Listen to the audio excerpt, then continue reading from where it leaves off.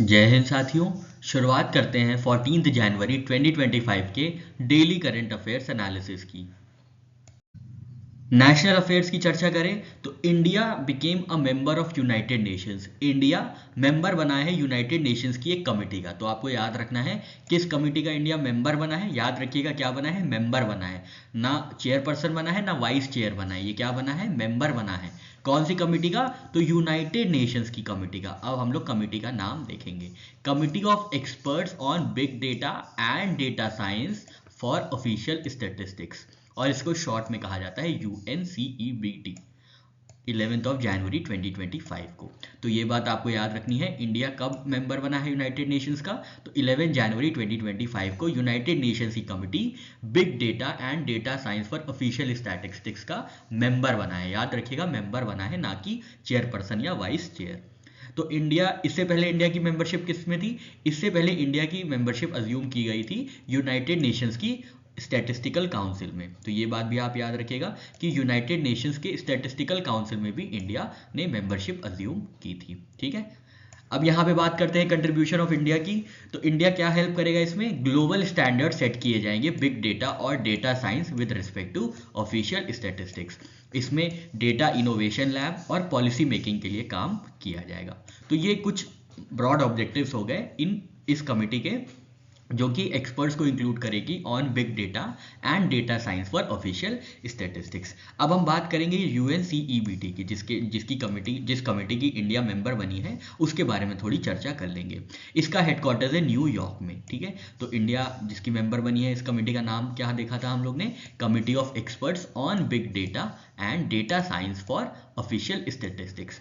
इसका हेडक्वार्टर्स है न्यूयॉर्क। कब स्टैब्लिश किया गया था, तो 2014 में इसको स्टैब्लिश किया गया था, और इसका पहला चेयर जो था वो ऑस्ट्रेलिया था। ठीक है, ऑस्ट्रेलिया इसकी पहली चेयर बनी थी इस committee on experts on big data and data science for official statistics की। कॉम्पोजिशन की बात करें तो कॉम्पोजिशन है इसमें 31 मेंबर स्टेट्स हैं, याद रखिएगा, एंड 16 इंटरनेशनल ऑर्गेनाइजेशंस। तो इंडिया इसी 31 मेंबर स्टेट में एक कंट्री है जो कि मेंबर बना है इस committee of experts on big data and data science for official statistics का। एडवाइजरी बोर्ड मेंबर्स की बात करें तो साउथ अफ्रीका चेयर है, फिर है United Kingdom, Brazil, China, Rwanda, यूनेका, UAE, कनाडा, कोलंबिया, इंडोनेशिया और कुछ इंटरनेशनल ऑर्गेनाइजेशंस। तो ये बात आपको याद रखनी है। नेक्स्ट बात करते हैं ई बिक्रे प्लेटफॉर्म की। ई बिक्रे प्लेटफॉर्म मैंडेटरी हो गया है कोई भी लिक्विडेशन प्रोसेस के लिए।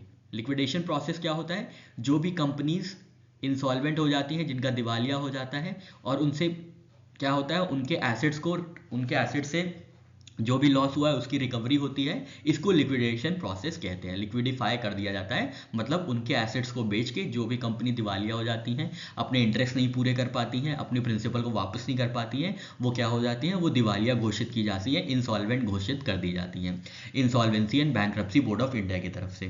तो ये अब इनके जो भी एसेट्स होंगे, अब मान लीजिए कोई कंपनी है, एक्स कंपनी के फर्नीचर्स होंगे, एक्स कंपनी के इक्विपमेंट्स होंगे, एक्स कोई अगर मान लीजिए लेदर फैक्ट्री है तो उसमें कुछ मशीनरी होगी, प्लांट होगी, अब ये इंसॉल्वेंट हो गई, दिवालिया हो गई, तो अब क्या होगा, अब इसके जितने भी एसेट्स हैं, इसकी लैंड है, बिल्डिंग है, फर्नीचर्स हैं, कोई मशीनरी है, तो क्या किया जाएगा, उन सबको लिक्विडेट किया जाएगा। तो ये जो सारे एसेट्स होते हैं इनका ऑक्शन किया जाता है ना, इनका ऑक्शन किया जाता है ताकि इनसे कुछ रिकवरी हो पाए। तो इन एसेट्स को जहां पे बेचा जाएगा उसके लिए एक प्लेटफॉर्म सेटअप किया गया है जिसका नाम है ई बिक्रे प्लेटफॉर्म।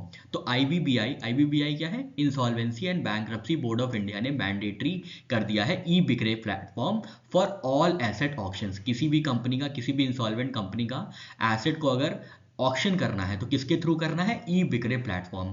अब इस ई बिक्रे प्लेटफॉर्म का नाम हो गया है बैंक एसेट ऑक्शन नेटवर्क। तो बैंक नेट की तरफ से क्या होगा, ये सारे एसेट का ऑक्शंस होगा under liquidation process starting April 1, 2025।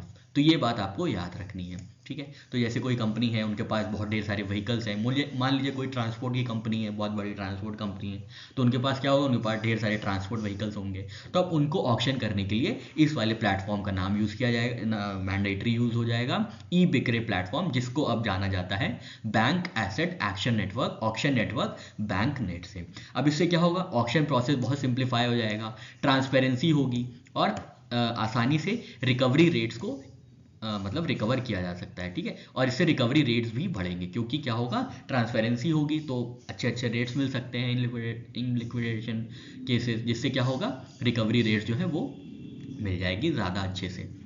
ई बिक्रे प्लेटफॉर्म की बात करें तो ये स्टैब्लिश किया गया था 2019 में। अब ये क्या है, इसका पर्पस क्या है, तो अभी हमने देखा ये ऑक्शन प्रोसेस को कैरी आउट करता है। तो इसमें प्रॉपर्टी लिस्ट की जाती है, जो भी इक्विपमेंट्स हैं, जो भी एसेट्स हैं बैंक के, वो सब लिस्ट किए जाते हैं और लोग उनको खरीदना चाहें तो खरीद सकते हैं। इलेक्ट्रॉनिक ऑक्शन का ये काम करता है। अब इसका फंक्शन क्या है, तो हमने देखा ये एनपीएस को, जो लॉसेज है उनको कुछ हद तक रिकवर करने में मदद करता है। इंटरनेशनल सेक्शन की बात करें, इंटरनेशनल अफेयर्स में निकोलस मादुरो हैं, ये 46th प्रेसिडेंट बने हैं वेनेजुएला के। याद रखिएगा, निकोलस मादुरो जो हैं ये वेनेजुएला के थर्ड 6 ईयर टर्म के लिए प्रेसिडेंट बने हैं। तो अब ये प्रेसिडेंट 2031 तक ये प्रेसिडेंट रहेंगे, तो ये बात आप याद रखिएगा। निकोलस मादुरो जो हैं वेनेजुएला के प्रेसिडेंट बने हैं। वेनेजुएला के नए प्रेसिडेंट कौन बने हैं, नए प्रेसिडेंट क्या है, इनका थर्ड 6 ईयर टर्म है वेनेजुएला के। याद रखिएगा, वेनेजुएला की कैपिटल होती है कैरकास, ठीक है। तो याद रखिएगा, निकोलस मादुरो जो हैं ये वेनेजुएला के थर्ड 6 ईयर टर्म के लिए प्रेसिडेंट बने हैं। तो इनका कार्यकाल 2031 तक चलेगा, ठीक है। 2001 तक इनकी प्रेसिडेंटशिप चलेगी। नेक्स्ट बात करते हैं क्रोशिया की। तो क्रोशिया में री इलेक्ट हुए हैं 5th प्रेसिडेंट जोरान मिलानोविक, ठीक है। याद रखिएगा, जोरान मिलानोविक कहाँ के नए प्रेसिडेंट बने हैं, तो ये क्रोशिया के प्रेसिडेंट बने हैं। क्रोशिया की बात करें तो क्रोशिया की कैपिटल होती है जाग्रेब और करेंसी है क्रोशियन यूरो, और यहाँ पे प्राइम मिनिस्टर है आंद्रेज प्लेनकोविक, ठीक है। प्रेसिडेंट और प्राइम मिनिस्टर के सरनेम ऑलमोस्ट सेम है, तो कंफ्यूज नहीं होना है आपको। प्राइम मिनिस्टर है आंद्रेज प्लेनकोविक और जो प्रेसिडेंट बने हैं वो हैं जोरान मिलानोविक, और ये 5th प्रेसिडेंट होंगे क्रोशिया के, याद रखिएगा।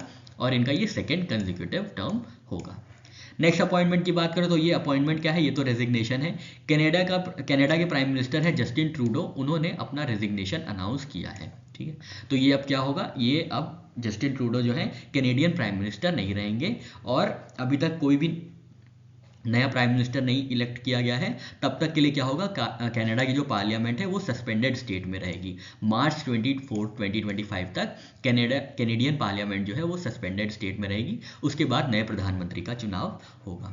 जस्टिन ट्रूडो की बात करें तो ये अप्रैल 2013 में इलेक्टेड लीडर बने थे, और फिर 2015 में इन्होंने प्राइम मिनिस्टर की शपथ ली थी। फिर 2019 और 2021 के इन्होंने इलेक्शन जीत लिए थे। तो ये बात याद रखिएगा, 2015 में ये 23rd PM बने थे कनाडा के।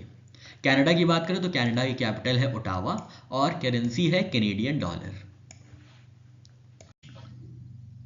कल हम लोग ने चर्चा की थी कि सदर्न कैलिफोर्निया में कैसे भीषण आग लगी है, भीषण चपेट में आ गया है पूरा कैलिफोर्निया और हॉलीवुड हिल्स। हम लोग ने कल चर्चा की थी, हमने आपको मैप के माध्यम से समझाया था कि कहाँ कहाँ पे आग लगी है और कैसी कैसी आग लगी है।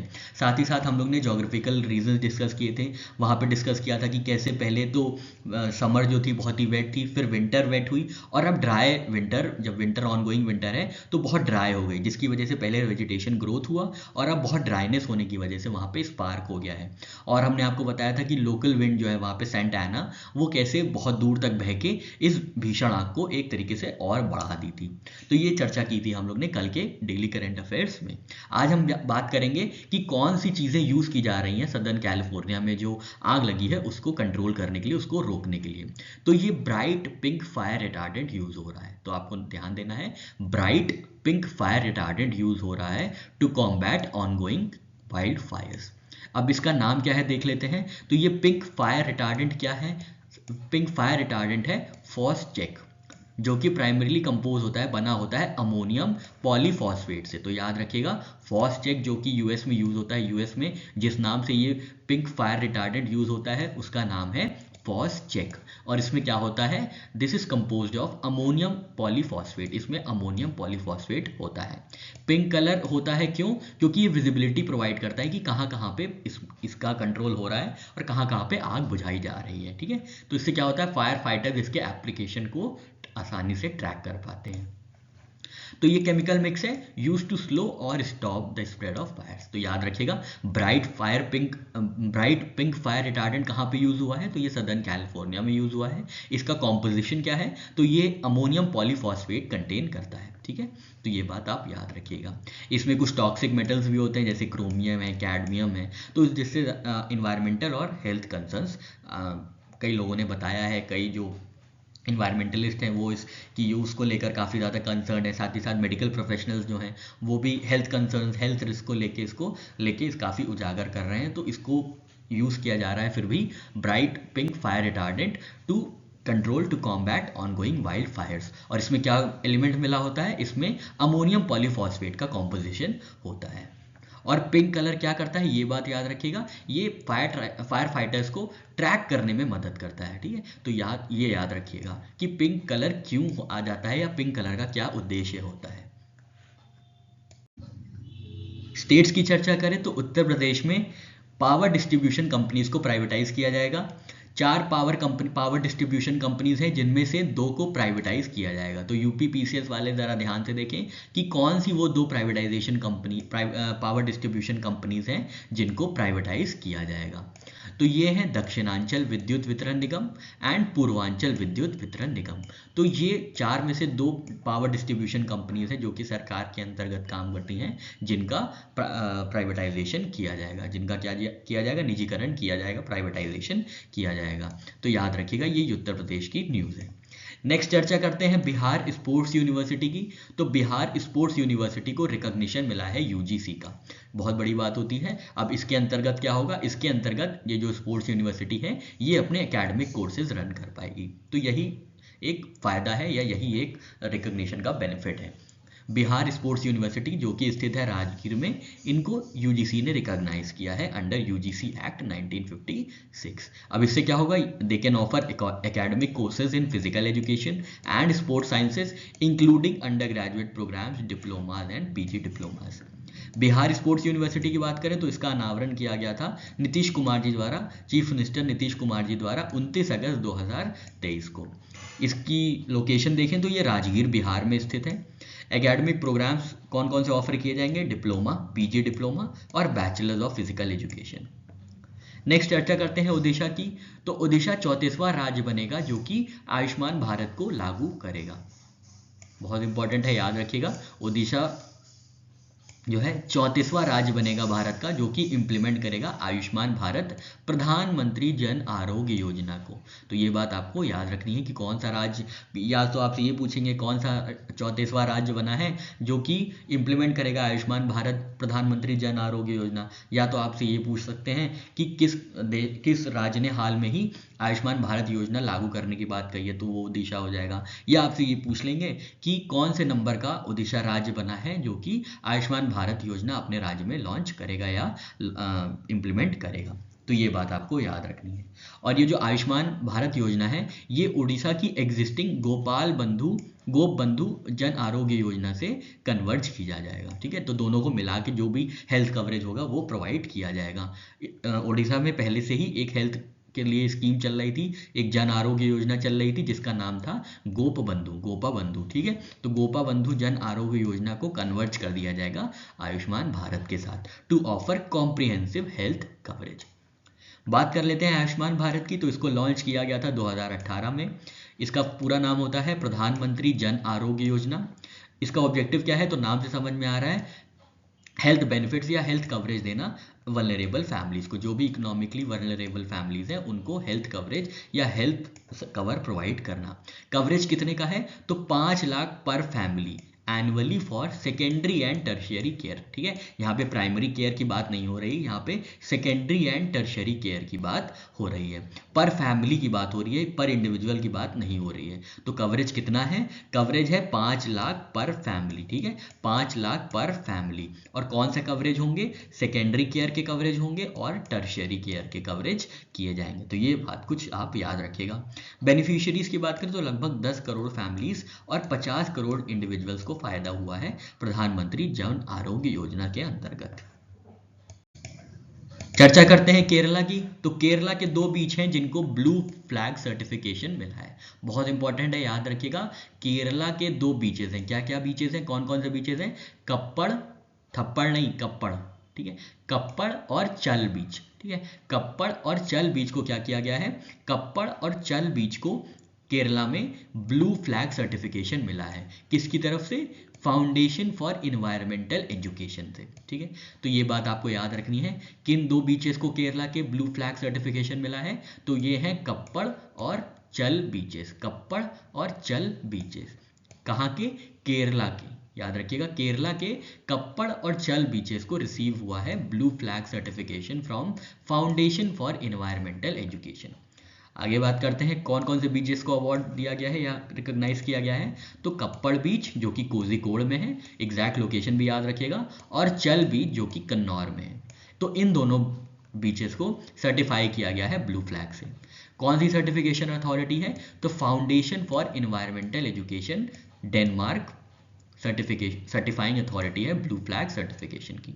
ब्लू फ्लैग सर्टिफिकेशन का क्या महत्व है? ये इंटरनेशनल इको लेबल अवार्ड है जो कि बीचेस को दिया जाता है, मरीनास को दिया जाता है और सस्टेनेबल बोटिंग ऑपरेशंस को दिया जाता है एनवायरमेंटल एक्सेलेंस के लिए। ठीक है, तो कोई भी बीच बहुत साफ सुथरा है, इन्वायरमेंटली एक्सेल कर रहा है, वहाँ पे जो भी सर्विसेज प्रोवाइड की जा रही है वो सस्टेनेबल है, तो ये सारी चीज़ों को काउंट करके ब्लू फ्लैग सर्टिफिकेशन दिया जाता है। देख लेते हैं क्राइटेरिया क्या क्या है।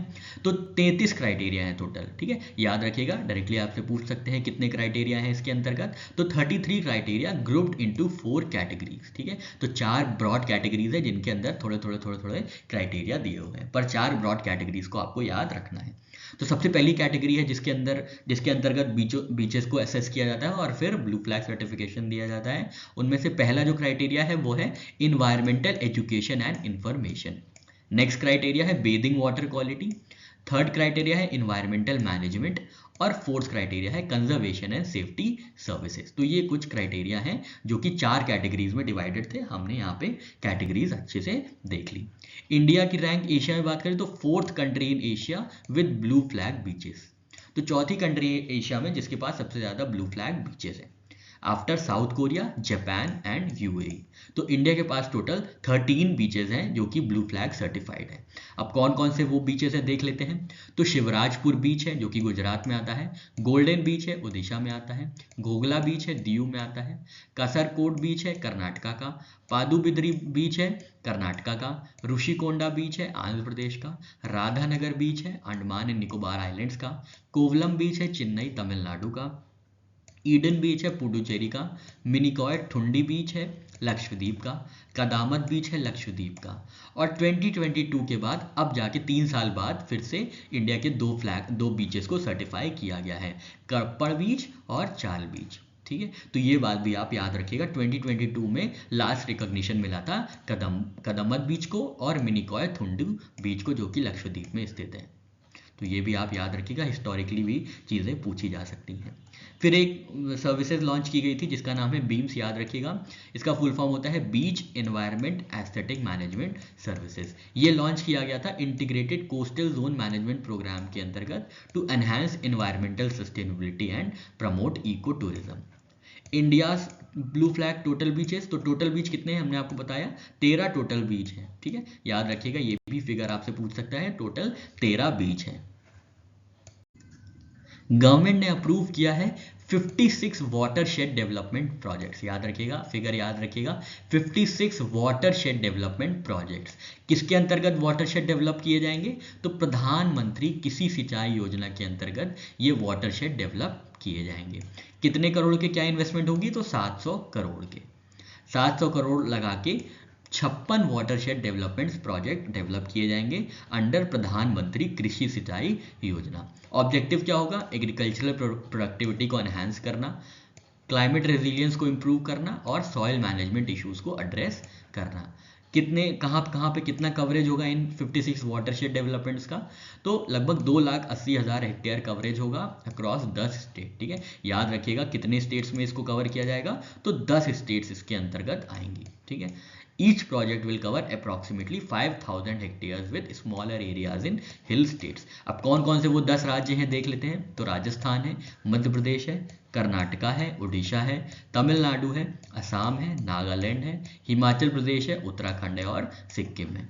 तो ये कुछ 10 राज्य हैं जो कि 56 वाटरशेड डेवलपमेंट प्रोजेक्ट्स के अंदर आएंगे।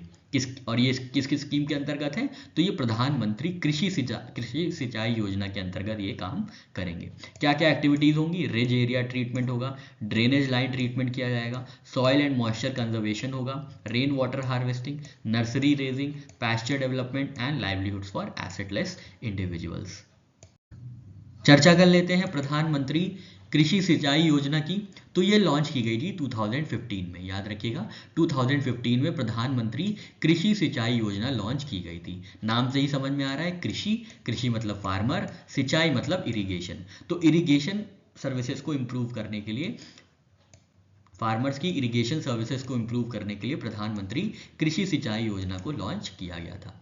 ठीक है, तो ये कब लॉन्च किया गया था, 2015 में। To enhance access to water for farming, expand the cultivable area under assured irrigation, improve water use efficiency and promote sustainable water conservation। ठीक है, तो किसके लिए, ताकि फार्मर्स के पास ज़्यादा पानी हो सके, पानी का एक्सेस हो सके, कल्टिवेबल एरिया को एक्सपैंड किया जा सके, इरिगेशन जो है वो अश्योर्ड हो सके, मतलब निश्चिंत हो सके किसान की इरिगेशन की कोई भी समस्या नहीं होगी, और इरिगेशन के थ्रू, जो सिंचाई के थ्रू जो पानी आ रहा है, जल आ रहा है, वो सिंचाई के थ्रू जो पानी आ रहा है वो एफिशिएंट हो, और साथ ही साथ सस्टेनेबल वाटर कंजर्वेशन भी किया जा सके, वाटर को कंजर्व भी किया जा सके। स्कीम का टाइप क्या है, तो टाइप क्या है, स्पॉन्सर्ड स्कीम है, याद रखिएगा स्पॉन्सर्ड स्कीम है। ठीक है, स्पॉन्सर्ड स्कीम का मतलब क्या होता है कि इसमें जो पूरी लागत होगी इस स्कीम को इम्प्लीमेंट करने की, जितना भी खर्चा आएगा इस स्कीम के क्रियान्वयन में, उसमें क्या होगा, उसमें कुछ हिस्सा जो है सरकार, राज्य सरकार वहन करेंगी, और कुछ हिस्सा जो है केंद्र सरकार वहन करेंगी। ठीक है, तो जितने भी इस स्कीम में जितना भी पैसा लगेगा एग्जीक्यूट होने में, उसका कुछ पार्ट सेंट्रल गवर्नमेंट बेयर करेगी और कुछ पार्ट जो है स्टेट गवर्नमेंट बेयर करेगी। अब क्या बेयरिंग रेशियो होगा ये देख लेते हैं। तो सेंटर टू स्टेट होगा 75 और 25 रुपए। मान लीजिए पूरा 100 रुपये लग रहा है, पूरा 100 रुपये लग रहा है इस स्कीम को इम्प्लीमेंट करने में, तो 75 रुपये जो है वो केंद्र सरकार देगी और 25 रुपये राज्य सरकार देंगी। इसी तरीके से नॉर्थ ईस्ट और हिली स्टेट्स 90:10 का रेशियो रखेंगे। 90 रुपये केंद्र सरकार की तरफ से आएगा और 10 रुपये आएगा राज्य सरकारों की तरफ से। मोबाइल ऐप भी इसके लिए लॉन्च किया गया था बाय मिनिस्ट्री ऑफ जल शक्ति इन 2020 for geo tagging components of प्रधानमंत्री कृषि सिंचाई योजना प्रोजेक्ट्स। तो क्या होगा कि प्रधानमंत्री कृषि सिंचाई योजना के अंतर्गत जितने भी कंपोनेंट्स बनाए जाएंगे, जितने भी इंफ्रास्ट्रक्चर सेटअप किए जाएंगे, उनकी जियो टैगिंग होगी, ताकि आराम से उनको ट्रैक कर पाया जाए, उनकी कितनी, उनका वो कितने बने हैं, उनका कंप्लीशन प्रोजेक्ट क्या हो गया है, इन सारी चीज़ों को कंप्लीशन स्टेटस उनका ट्रैक कर पाए। इसलिए जियो टैगिंग PMKSY प्रोजेक्ट्स का 2020 में होने लगा था, जब मोबाइल ऐप लॉन्च किया गया था। कंपोनेंट्स की बात करें प्रधानमंत्री कृषि सिंचाई योजना के, तो 3 कंपोनेंट है, याद रखिएगा। Accelerated irrigation benefit programme aimed at accelerating irrigation projects exceeding state resources. हर खेत को पानी, इसके अंतर्गत नई वाटर रिसोर्सेज को क्रिएट किया जाएगा, जो पुरानी वाटर बॉडीज थी उनको रेनोवेट किया जाएगा, जो कोई ट्रेडिशनल लोकल सोर्सेज हैं उनको भी स्ट्रेंथन किया जाएगा, जैसे राजस्थान और दिल्ली के एरिया में बाउलीज होती हैं और साउथ इंडिया में टंकाज होते हैं। इन सब चीज़ों को स्ट्रेंथन, जो ट्रेडिशनल सोर्सेज हैं वाटर के, उनको स्ट्रेंथन किया जाएगा। साथ ही साथ रेन वाटर हार्वेस्टिंग स्ट्रक्चर्स को इरेक्ट किया जाएगा। और थर्ड कंपोनेंट है वाटरशेड डेवलपमेंट का, और यही ये वाटरशेड डेवलपमेंट है जो अभी हमने करंट अफेयर्स में देखा था। इसके अंतर्गत क्या होगा, effective management of run of water, soil and moisture conservation and allied activities. सब कॉम्पोनेंट्स ऑफ हर खेत को पानी, ये जो सेकंड कंपोनेंट है इसके भी कुछ सब कॉम्पोनेंट्स हैं। ये कौन कौन से हैं, तो कमांड एरिया डेवलपमेंट है, सरफेस माइनर इरिगेशन है, repair renovation and restoration of water bodies है, एंड ग्राउंड वाटर डेवलपमेंट है। फॉर्मुलेशन की बात करें तो प्रधानमंत्री कृषि सिंचाई योजना को 3 स्कीम्स थी, उनको मर्ज करके बनाया गया था। 3 स्कीम्स थी, उनको अमेलगेट करके बनाया गया था। कौन कौन सी थी वो, accelerated irrigation benefit program, integrated watershed management program and on farm water management. तो इन 3 स्कीम्स को आपस में मिला के एक जगह इकट्ठा करके बंडल अप करके प्रधानमंत्री कृषि सिंचाई योजना का नाम दिया गया था। इसका इम्प्लीमेंटेशन कैसे होता है, तो इसका डिसेंट्रलाइज्ड इम्प्लीमेंटेशन होता है through state irrigation plan and district irrigation plan. तो ये बात भी आप याद रखिएगा, प्रधानमंत्री कृषि सिंचाई योजना के अंतर्गत क्या क्या काम हुआ है, क्या क्या कंपोनेंट्स हैं, फंडिंग शेयरिंग रेशियो क्या है, स्कीम का टाइप क्या है, ये सारी बातें आप याद रखिएगा। इसरो ने सक्सेसफुली कैरी आउट किया है स्पेडेक्स मिशन, याद रखिएगा स्पेडेक्स मिशन किससे संबंधित है, तो ये स्पेस डॉकिंग एक्सपेरिमेंट है। स्पेस डॉकिंग मतलब कहीं स्पेस में सैटेलाइट को पार्क करने को कहते हैं स्पेस डॉकिंग एक्सपेरिमेंट। तो space docking experiment successfully carry out किया गया है इसरो द्वारा। तो याद रखिएगा इसरो द्वारा सक्सेसफुली सैटेलाइट्स को पार्क किया गया है स्पेस में, जिसका नाम होता है स्पेडेक्स मिशन, ठीक है, जिसका नाम है स्पेडेक्स मिशन। इसमें 2 सैटेलाइट्स इन्वॉल्व थी, SDX-01 एंड SDX-02। इसका ऑब्जेक्टिव क्या था, to demonstrate spacecraft rendezvous docking and undocking technology essential for future missions. Initially docking experiment scheduled किया गया था January 7, 2025 को due to an unexpected drift from the satellites, ठीक है। Drift was more than expected causing another postponement from January 9, 2025। तो काफ़ी ज़्यादा time से ये क्या हो रहा था, इसको डिले किया जा रहा था, पोस्टपोन किया जा रहा था, पर फाइनली इसको कैरी आउट कर लिया गया है। तो ये first of its kind docking experiment है इसरो की तरफ से, और इंडिया चौथी कंट्री बनी है जिन्होंने ये docking experiment successfully carry out किया है, after USA, Russia and obviously China, ठीक है। तो ये बात आपको याद रखनी है इसरो के स्पेडेक्स मिशन के बारे में। नेक्स्ट चर्चा करते हैं wide band spectrum sensor एसिक chip की। तो wide band spectrum sensor एसिक chip C dot बनाएगा IIT मंडी और IIT जम्मू के कोलैबोरेशन के साथ। तो पार्टनरशिप क्या क्या है, किन की पार्टनरशिप है, सी डॉट की, centre for development of telematics, IIT मंडी और IIT जम्मू की। क्या डेवलप किया जाएगा, wide band spectrum sensor एसिक chip develop किया जाएगा। तो बस आप इतना याद रखिएगा, बाकी बहुत ज़्यादा टेक्निकल है तो जानने की ज़रूरत नहीं है, बस आप याद रखिएगा wide band spectrum sensor एसिक chip कौन डेवलप करेगा, तो सी डॉट IIT मंडी और IIT जम्मू के साथ कोलैबोरेट करके wide band spectrum sensor एसिक chip develop किया जाएगा। स्पोर्ट्स सेक्शन की बात करें तो खो खो वर्ल्ड कप को इनॉग्रेट किया गया है इंडिया में। हम लोग कई दिन से चर्चा कर रहे थे कि स्पोर्ट्स पहला खो खो वर्ल्ड कप दुनिया का इंडिया में खेला जाएगा, तो उसका आगाज़ हो चुका है, उसका इनॉग्रेशन हो चुका है खो खो वर्ल्ड कप का। कहाँ पे, इंदिरा गांधी इंडोर स्टेडियम नई दिल्ली में, ठीक है। ये कब हुआ है, 13 जनवरी 2025 को ये हुआ है। तो याद रखिएगा 13 जनवरी 2025 को खो खो वर्ल्ड कप का आयोजन हुआ था, और खो खो वर्ल्ड कप का उद्घाटन इनॉग्रल हुआ था। कब हुआ था, 13 जनवरी 2025 को, याद रखिएगा। ओपनिंग सेरेमनी में सैंड आर्ट प्रोजेक्शंस आए थे, सेरेमोनियल परेड हुई थी, कुछ कल्चरल परफॉर्मेंस भी हुए थे। इससे पहले kho kho federation of India ने अनवील किया था world cup trophy for both men and women's tournament. कौन डिग्निटरीज आए थे जिन्होंने टॉर्च लाइट किया था खो खो वर्ल्ड कप की इनॉग्रेशन में, तो ये बात याद रखिएगा, वाइस प्रेसिडेंट जगदीप धनखड़ साहब ने यहाँ पे टॉर्च लाइटिंग की थी। साथ ही साथ यूनियन मिनिस्टर रक्षा खड़से भी थे जिन्होंने टॉर्च को लाइट करके क्या किया था, ऑफिशियली ओपन किया था टूर्नामेंट को। पहला मैच जो खेला गया था वो इंडिया वर्सेस नेपाल खेला गया था, याद रखिएगा पहला मैच इंडिया वर्सेस नेपाल खेला गया था, फर्स्ट मैच। टूर्नामेंट के डेट्स क्या हैं, तो 13 जनवरी से 19 जनवरी तक ये खेला जाएगा, 19 जनवरी 2025 तक नई दिल्ली के इंदिरा गांधी इंडोर स्टेडियम में ये खेला जाएगा।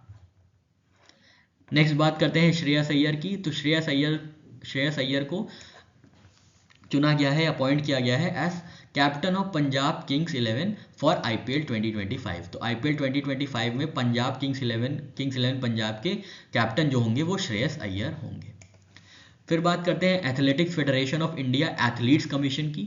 तो इसकी चेयरपर्सन जो बनी है वो अंजू बॉबी जॉर्ज बनी है। अंजू बॉबी जॉर्ज को अपॉइंट किया गया है as chairperson of athletics federation of India athletes commission, याद रखिएगा।